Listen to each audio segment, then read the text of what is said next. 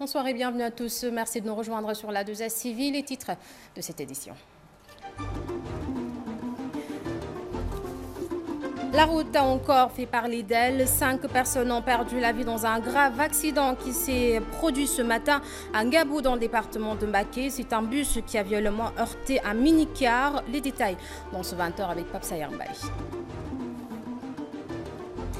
Le 7 avril, une date qui risque d'être à jamais gravée dans l'histoire politique du Sénégal puisque la coalition Macky 2012 compte manifester en même temps que le mouvement Y en a marre.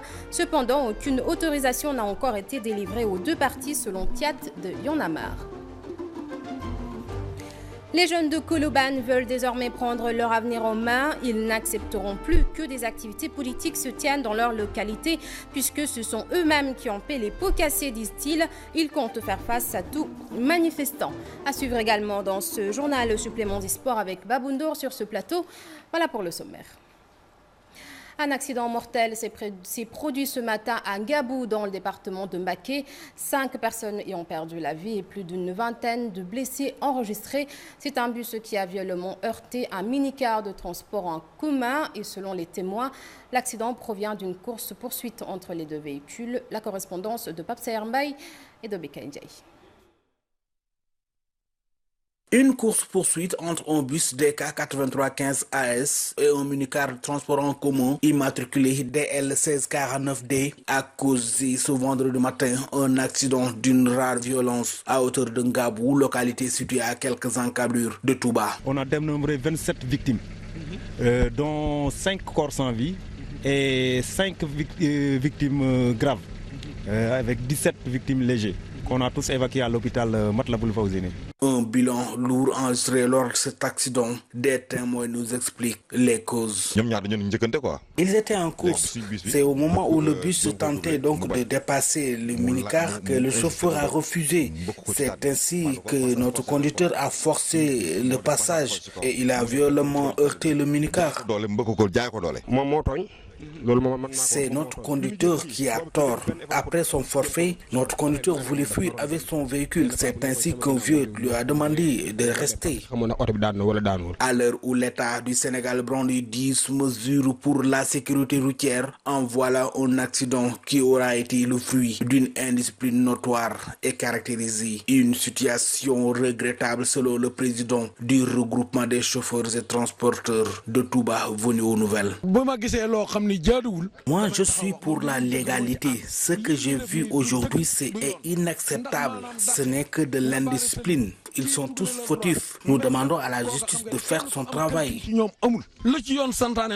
Pour rappel, le minicar de transport en commun, heurté violemment par le bus, a fini sa course au bas-côté, les 4 roues en l'air. Selon des témoins, le conducteur et les apprentis du bus accidenté ont tous pris la fuite et une enquête a été ouverte par la gendarmerie. Les populations de la langue de Barbarie ont vécu une très longue nuit hier. Un raz-de-marée est survenu dans la nuit du jeudi au vendredi. Et pour la première fois, les populations de Guet-Ndar ont jugé nécessaire de lancer un appel pressant au gouvernement en vue de lui demander de leur trouver dans les plus brefs délais un site de recasement. Moussa Diagne Abdouboy pour plus de détails. Les vagues déferlantes de la mer ont encore dicté leur loi dans la langue de Barbarie. De Guet-Ndar à Santhiaba, plusieurs maisons et autres concessions ont reçu les eaux marines dans la nuit du jeudi au vendredi. Un raz-de-marée qui a encore occasionné de nombreux dégâts et causé des désagréments aux populations. Les vagues ont projeté leurs larves jusque dans les rues et ruelles de ce quartier des pêcheurs de Saint-Louis. C'est à partir de ces 2 semaines que les vagues se sont un peu agitées. Donc on n'a pas dormi la nuit. On a évacué presque la population vers Sor pour qu'ils puissent dormir. Seuls les jeunes sont à la langue de Barbarie. Mais les grands-mères, les grands-pères et les petits-fils sont allés à Sor. Donc nous vivrons des moments très difficiles. Nous vivons des moments très précaires. Donc venez nous aider parce qu'il y a aussi nos parents qui sont à la mer. Très inquiets de la situation qui prévaut dans la langue de Barbarie, les populations tirent la sonnette d'alarme. Venez nous aider, nous demandons de l'aide plus rapidement possible et de l'urgence. Donc pour le moment, on n'a pas vu encore d'autorité. Pour le moment, on n'a pas vu d'autorité. Alors que ces jours passés, on les voyait ici. pour préparer leur meeting et autres. Donc, on a des problèmes. Venez nous aider, nous demandons de l'aide, s'il vous plaît. Nous digal nu boor geej bu dex gee nuy liggéey dex gee nu ñëw liggéeyal nu géej gi moo nu ko gënal tali bee nuy defar nu defaral nu boor géej gi moo nu ko gënal. Ce raz-de-marée a aussi causé des dégâts énormes à Ndiabène Gandiol où tous les villages situés sur le littoral ont été dévastés par la furie des vagues et l'élargissement de la brèche dans cette partie du Gandiolé. Parlons à présent de la justice qui n'est nullement instrumentalisée, encore moins dans le dossier de Khalifa Sall. C'est en tout cas ce que pense la coalition Macky 2012. Elle affirme que le maire de Dakar n'est pas un problème pour le régime en place. Les camarades de Moustapha Falti comptent aussi contre-manifester le 7 avril, un jour également choisi par le mouvement Y en a marre pour se rassembler. La coalition a fait face à la presse ce matin à son siège pour tirer le bilan des 5 ans du président Macky Sall au pouvoir. C'était aussi en présence de Lassana Cissé et de Mohamed Ba. L'actualité politique ne laisse décidément aucun parti indifférent. Macky 2012 s'y est prononcé à son tour avec l'affaire Khalifa Sall. La coalition pense que la justice n'est nullement instrumentalisée dans ce dossier. On dit que la justice est manipulée. Où est la manipulation? Quelqu'un à qui on donne 30 millions par mois, il reconnaît lui-même que oui, effectivement, on me le donne, c'est parce que les autres faisaient comme ça. Quand on vous donne de l'argent et qu'on essaie de justifier cette dotation par de fausses factures, ça c'est de l'escroquerie. Instrumentalisation ou pas, les partisans du chef de l'État sont catégoriques. Khalifa Sall est le cadet de leurs soucis. Khalifa Sall n'est pas notre problème.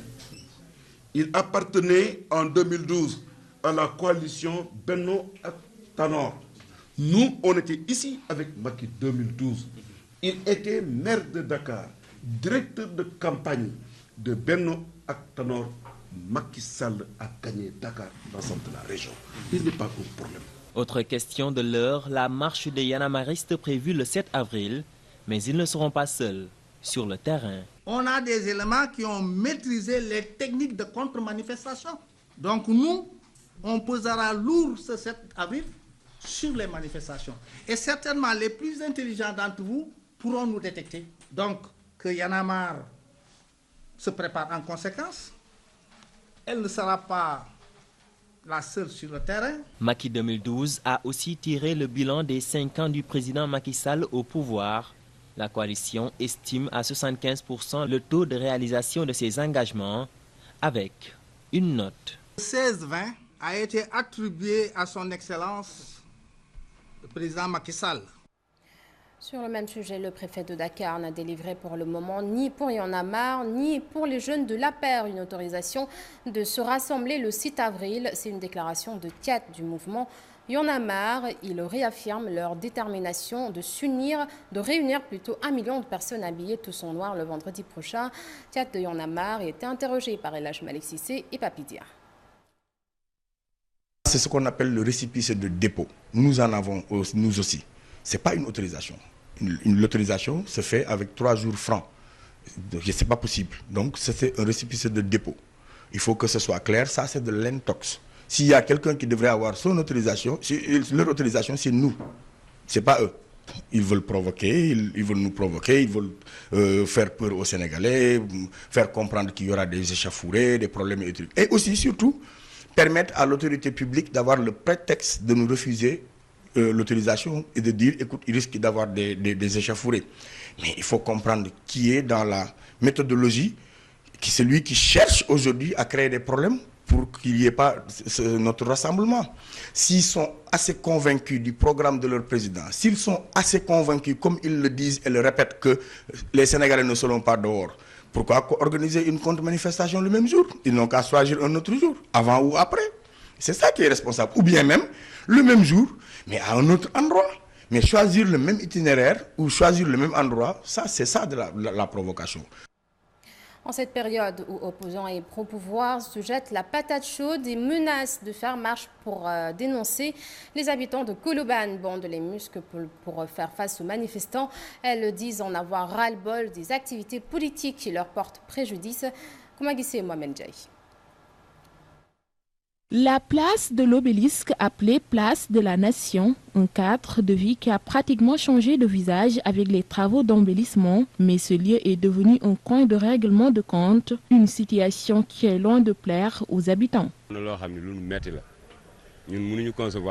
ne pouvons pas concevoir que toutes les manifestations se passent ici à l'Obélisque. Nos parents ne sont plus en bonne santé à cause des gaz lacrymogènes. Vraiment, nous déplorons cette situation.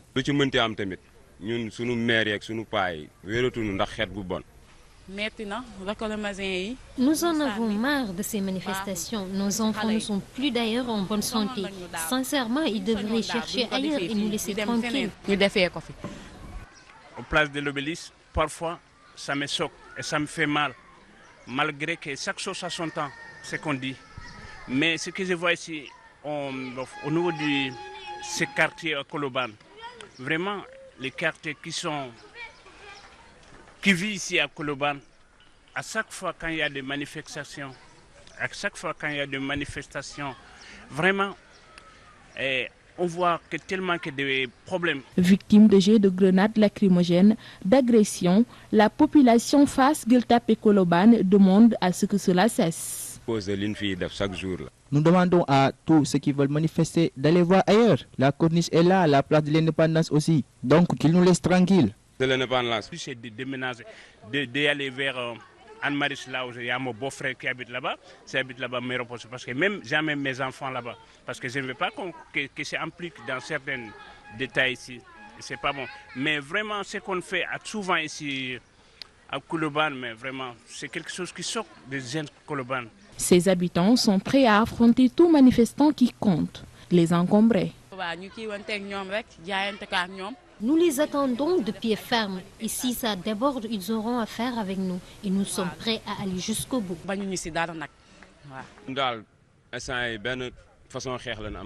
Cependant, nous lançons un appel à Y'en a marre que la marche se déroule sans débordement. Sinon, comme cela s'est passé avant, ça sera entre eux et nous, les habitants de Fass, Médina et Koloban. Nous avons déjà sonné la mobilisation.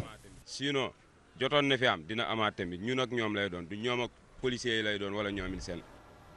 parlons à présent du conseil municipal de Dakar qui a voté à l'unanimité une résolution de soutien portant sur la détention de Khalifa Sall et compagnie. Selon les conseillers, malgré que cette action soit tardivement faite, ils ne vont pas se constituer en parti. Je vous propose d'écouter à ce propos Badara Gadiaga. Il est conseiller municipal à la ville de Dakar. Il est au micro d'Aïssatou Dioptal et de Papidia.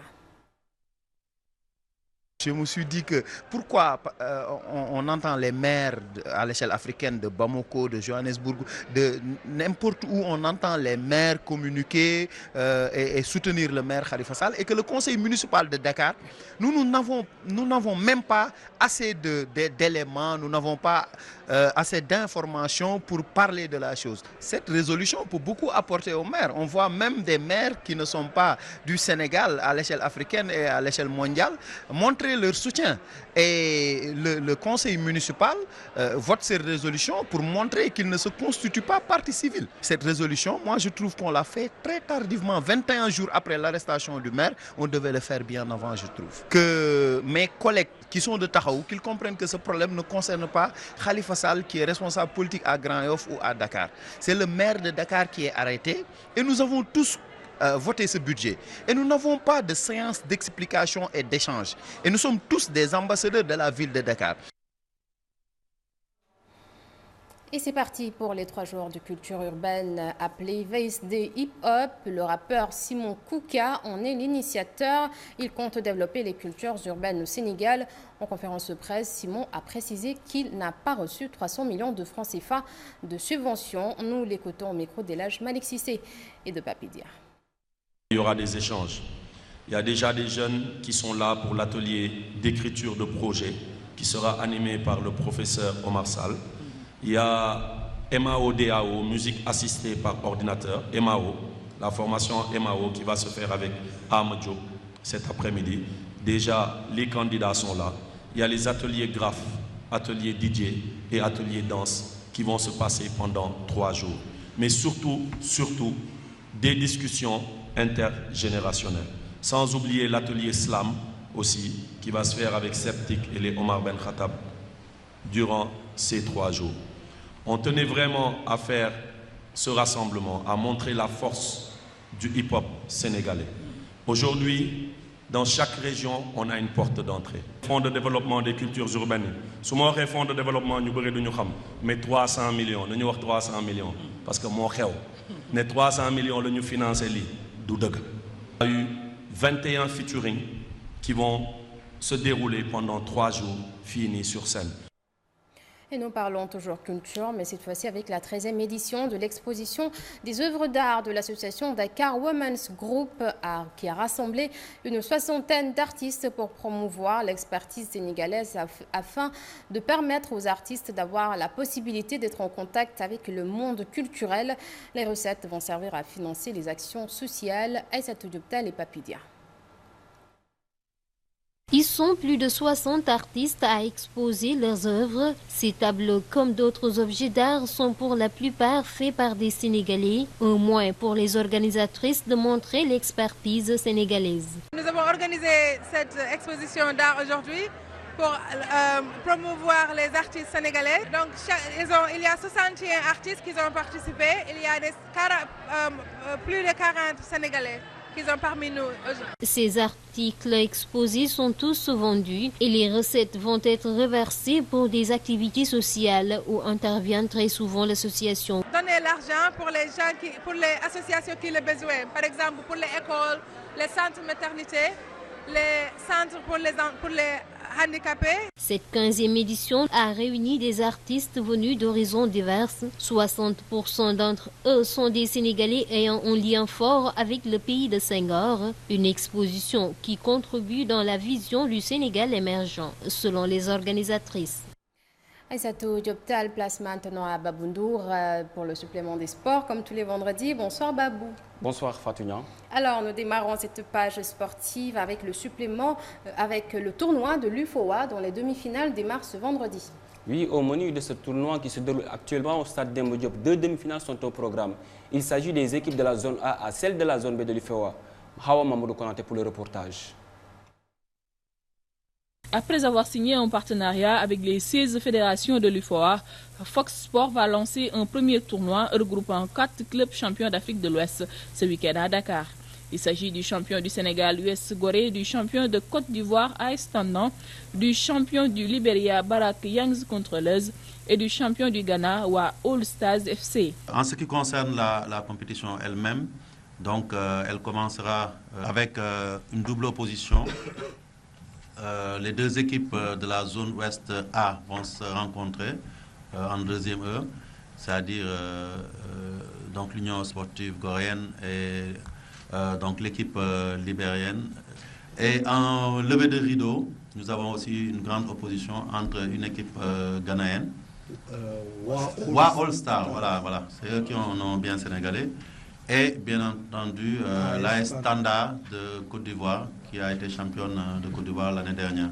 Ce tournoi est un premier événement d'une série de manifestations de Fox en partenariat avec l'UFOA portant sur plusieurs secteurs du football en Afrique de l'Ouest.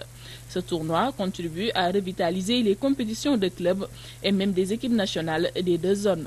C'est que ce partenariat, qui est un partenariat win-win, nous donne de la visibilité au niveau mondial. Parce que tout le monde connaît le groupe Fox, son poids dans le monde entier. Et nous aider à organiser ces compétitions, mais aussi à les vulgariser, à en faire une bonne exposition dans le monde entier. Ce serait un plus pour le football de notre sous-région, qui fait déjà de très bonnes choses, mais j'en suis persuadé, avec ce partenariat, nos équipes seront encore plus présentes dans toutes les catégories au niveau des compétitions africaines. C'est dès ce vendredi qu'il débute avec 2 demi-finales qui opposent en première heure au stade de Demba Diop l'US Gorée au Barak Youngs Contrôleuse, puis juste derrière l'AS Tendant à Wa All Stars FC. La finale se disputera dimanche. Il est prévu une prime de 12 millions de francs CFA pour l'équipe championne du tournoi. Et justement, Babou Maître Augustin Senghor espère un déclic pour l'US Gorée lors de ce tournoi. Il l'a dit hier, le président des Insulaires espère que son équipe créera un déclic pour le championnat. Il est au micro de Mohamed Ba. Je pense que justement c'est une bonne opportunité. Nous ne mettrons pas la pression sur notre équipe, Mais je pense que l'équipe a cette opportunité-là de pouvoir se relancer à travers une compétition avec des équipes UP. Parce que quand on a la chance de jouer contre 3 autres équipes championnes de leur pays, c'est un moment pour se rebiffer. Et nous espérons simplement qu'ils nous assurent un bon tournoi.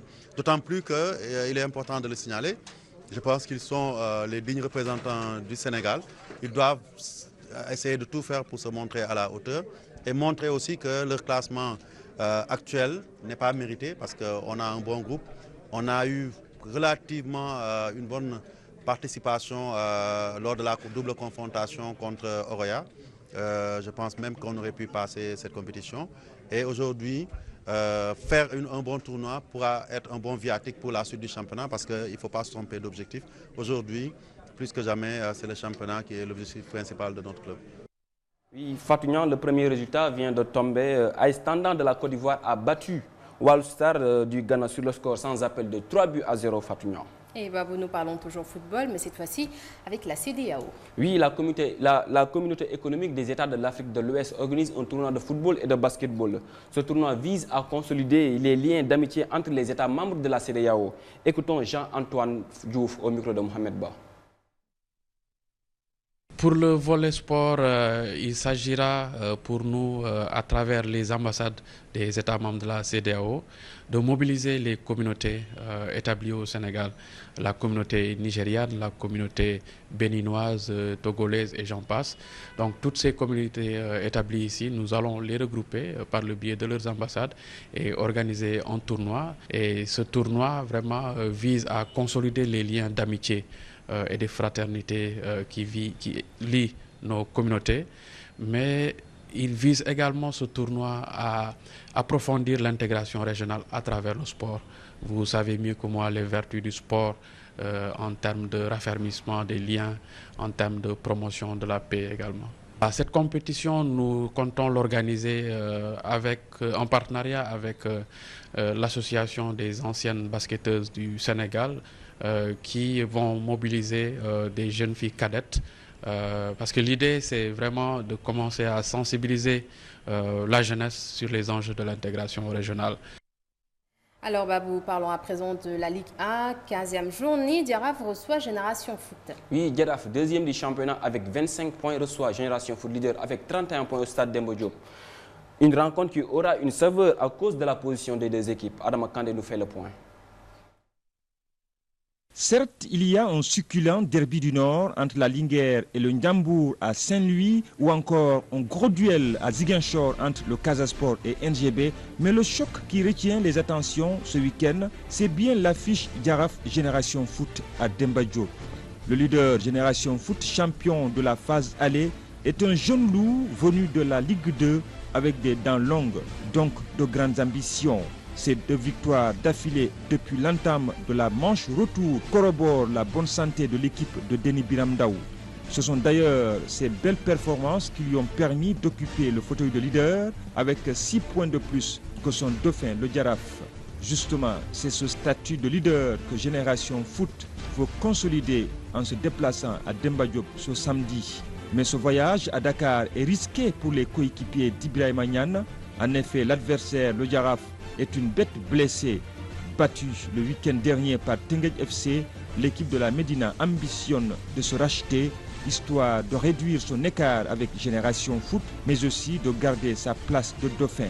Le Diaraf, qui a réalisé un recrutement de qualité et fait appel à un entraîneur chevronné en la personne de Malik Daf, ne cache pas ses ambitions de jouer les premiers rôles dans ce championnat.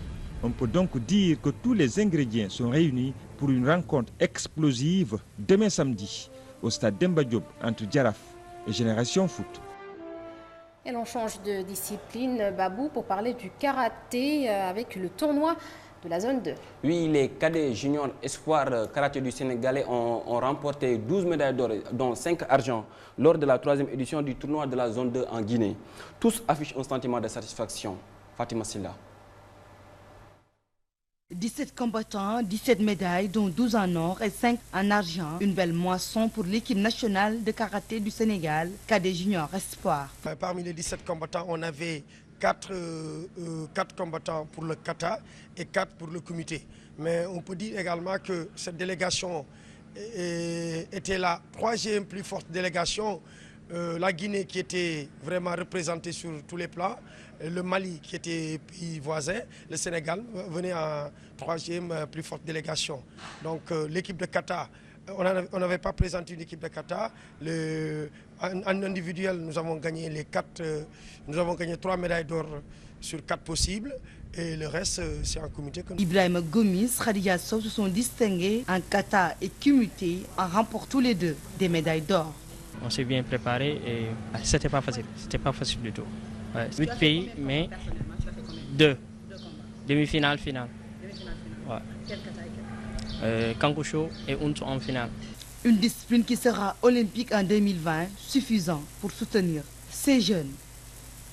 Et la relève est là. Moi, ce que je demande peut-être aux autorités, quand on part à des compétitions comme ça, davantage de renforcer le groupe. Parce que l'année dernière, quand on partait au Mali, on était parti avec 31 combattants et nous avons gagné 17 médailles d'or. Cette année, ils nous ont donné que 17 combattants et nous avons gagné 12 médailles d'or. Pour moi, plus que le groupe est important, plus on va gagner des médailles d'or. Et comme le karaté est mondial, ça va nous permettre, nous, entraîneurs, de booster les gamins, d'avoir les mots qu'il faut pour les pousser à aller au-delà. Les prochaines joutes pour l'équipe nationale cadet junior Espoir seront les championnats du monde en octobre prochain et ils attendent un appui considérable.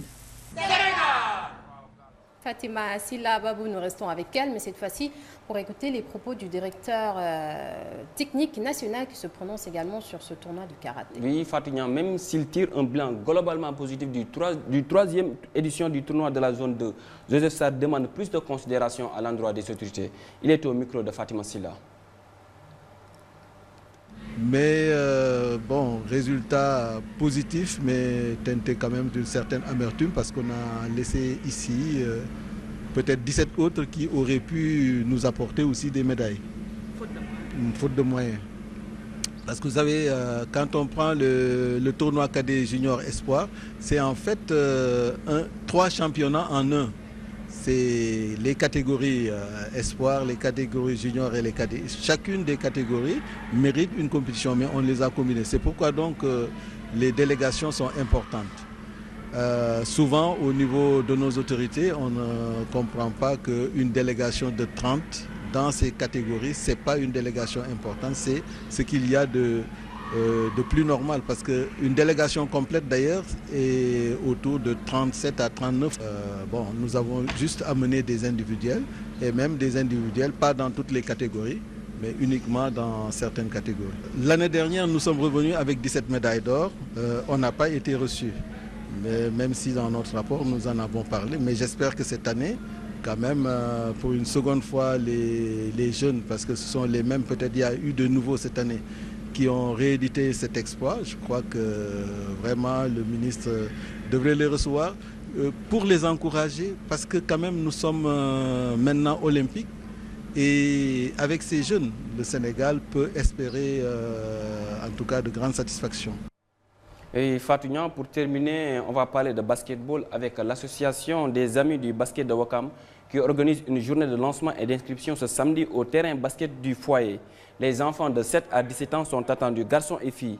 Il y aura une démonstration de dribble, passe, concours de tir primé, lancer franc, concours de dunk, entre autres. Fatou. Merci beaucoup Baboundour pour cette page sportive. On se retrouve vendredi prochain, habituellement, donc c'est la fin de ce journal. Mesdames, Messieurs, merci de nous avoir accueillis chez vous. L'info revient demain à 13h en Wolof avec Moussa Moussoussen. Chardiabi revient à 20h à partir de demain. Quant à moi, je vous retrouve jeudi prochain. D'ici là, restez avec nous, les programmes continuent.